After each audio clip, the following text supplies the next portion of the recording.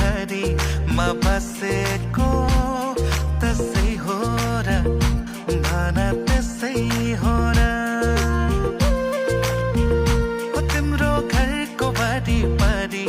आएर घरी घरी म बसेको त्यसै हो र भन त्यसै हो र तिमीलाई दुख्दा यो मन रुने तिमी हाँसे खुसी हुने